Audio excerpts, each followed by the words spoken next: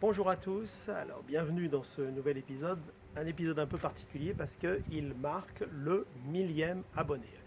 Ça fait maintenant plusieurs mois que j'ai débuté cette chaîne, donc en début d'année 2017, et vous êtes maintenant donc plus de 1000 à la suivre. Alors un grand merci à tous, un grand merci pour vos encouragements, un grand merci pour vos pouces levés, un grand merci aussi parfois pour vos coups de gueule qui m'ont permis de m'améliorer, de voir ce qui était bon ou mauvais dans le pilotage du drone. Donc j'espère que depuis le premier épisode, donc, je me suis amélioré.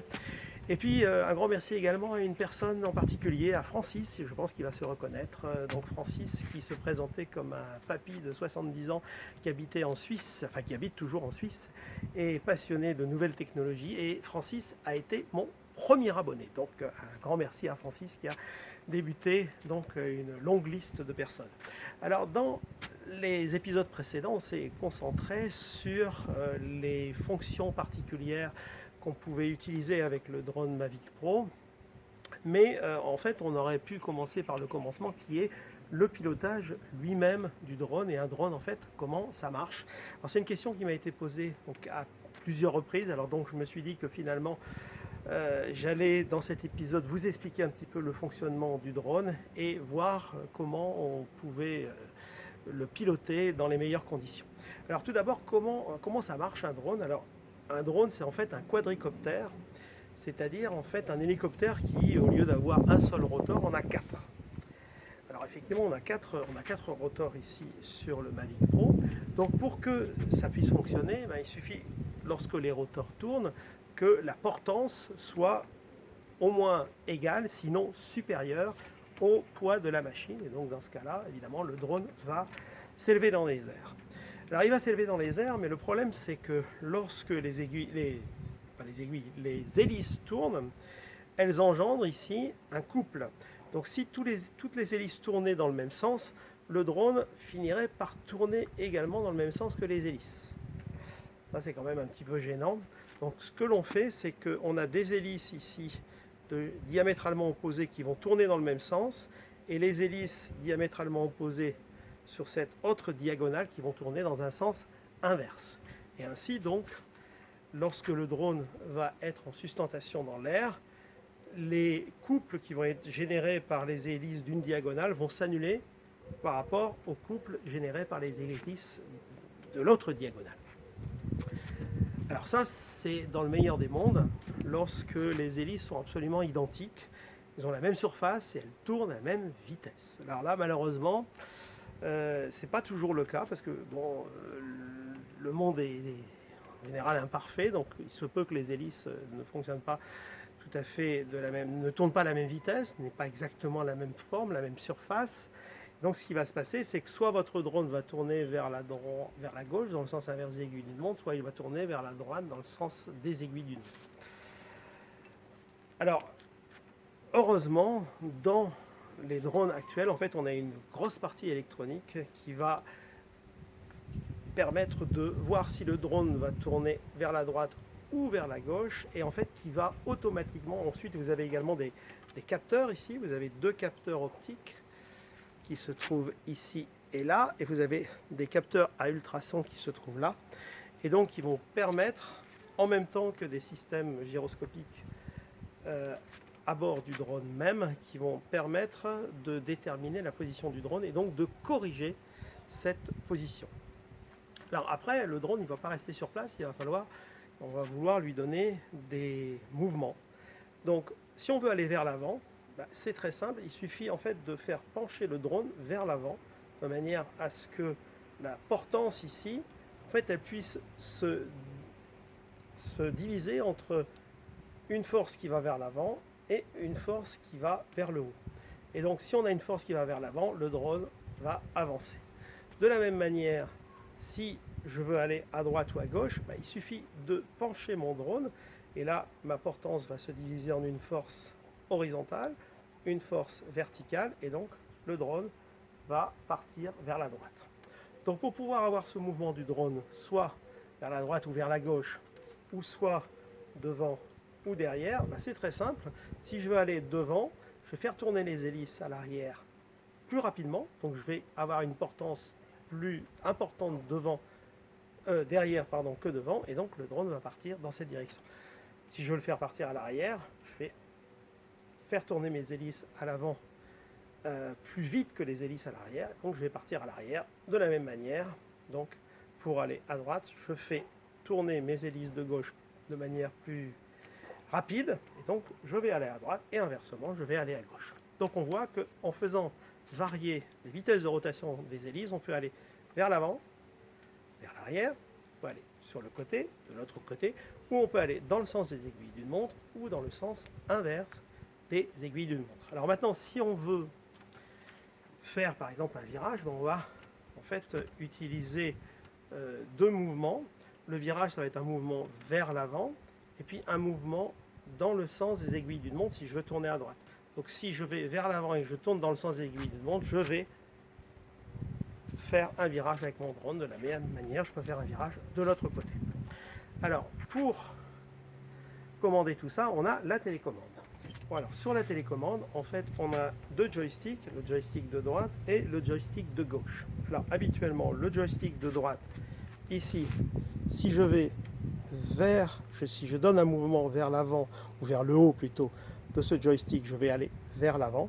Si je donne un mouvement arrière, vers le bas, je vais aller vers l'arrière. Si je donne un mouvement à droite, je vais translater sur la droite. Un mouvement à gauche, je vais translater sur la gauche. Pour le joystick de gauche, en fait, si je donne un mouvement du joystick vers le haut, mon drone va monter. Un mouvement vers le bas, mon drone va descendre. Un mouvement vers la droite, mon drone va tourner dans le sens des aiguilles d'une montre. Et un mouvement vers la gauche, le drone va tourner dans le sens inverse des aiguilles d'une montre.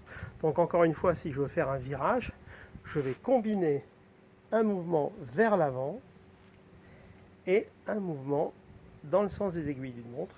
Et donc si j'actionne ces deux manettes de cette façon, eh bien mon drone va tourner vers la droite.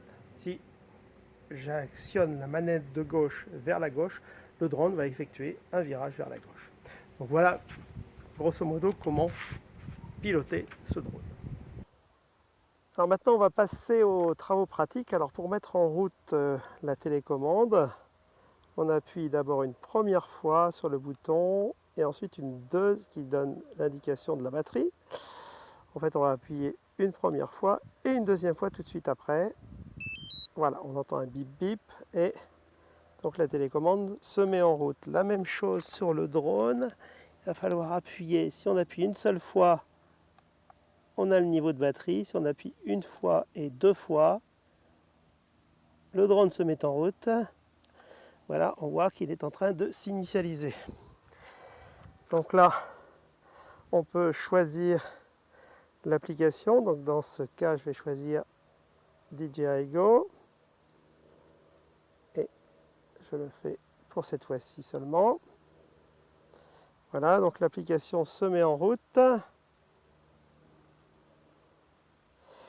Et donc pour mettre en route le drone, je vais simplement prendre les deux joysticks, les ramener vers l'intérieur et vers le bas. Et les hélices se mettent en route. Pour monter, je vais prendre donc le joystick de gauche et monter vers l'avant. Et donc le drone monte.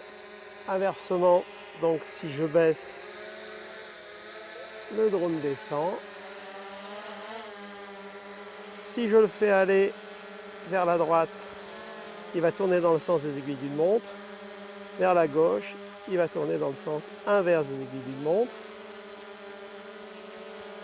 Si je prends le joystick de droite, je fais aller vers le haut, le drone va avancer.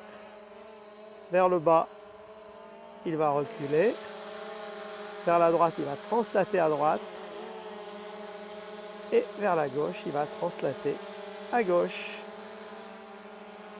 Donc voilà, donc en combinant ces mouvements, eh ben, on peut faire aller le drone, le faire tourner.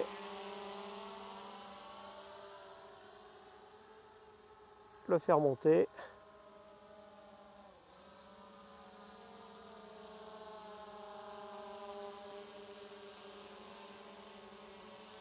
Alors une chose qui est importante à savoir, c'est que En fait, si je ramène le drone vers moi,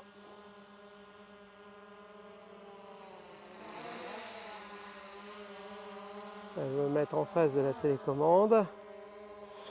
Il me fait face. Et là, les commandes sont inversées. C'est-à-dire que si je tourne ici mon joystick de gauche vers la droite, il va tourner vers la gauche. Vers la gauche, il va tourner vers la droite. Le joystick de droite, si je veux translater vers la droite, il faut que je tourne vers la gauche. Translater vers la gauche, il faut que je tourne vers la droite. Voilà, les commandes sont inversées. Ça, c'est une gymnastique qu'il faut avoir pour bien comprendre le pilotage du drone. Alors maintenant, on va le faire atterrir.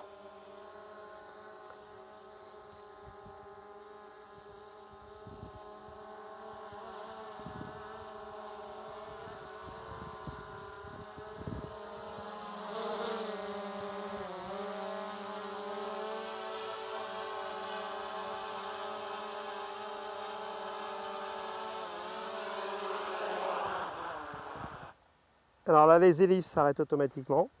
Pour arrêter le drone, même principe que pour le mettre en route, j'appuie une première fois et une deuxième fois en maintenant le doigt appuyé. Et là, le drone s'arrête. La même chose sur la télécommande. Une première fois. Voilà, le bip bip, c'est que la télécommande se déconnecte. C'est important d'arrêter le drone avant la télécommande. Si par exemple votre drone, vous l'avez posé à quelques centaines de mètres de son point de départ, si vous arrêtez la télécommande avant le drone peut croire qu'il a perdu la liaison avec la télécommande et vouloir revenir automatiquement au point de départ. Donc il est préférable d'arrêter le drone avant d'arrêter la télécommande. Donc voilà pour cet épisode. Donc j'espère qu'il vous intéresse. N'hésitez pas à mettre un pouce, à vous abonner et à laisser des commentaires éventuellement. Et je vous dis à la prochaine.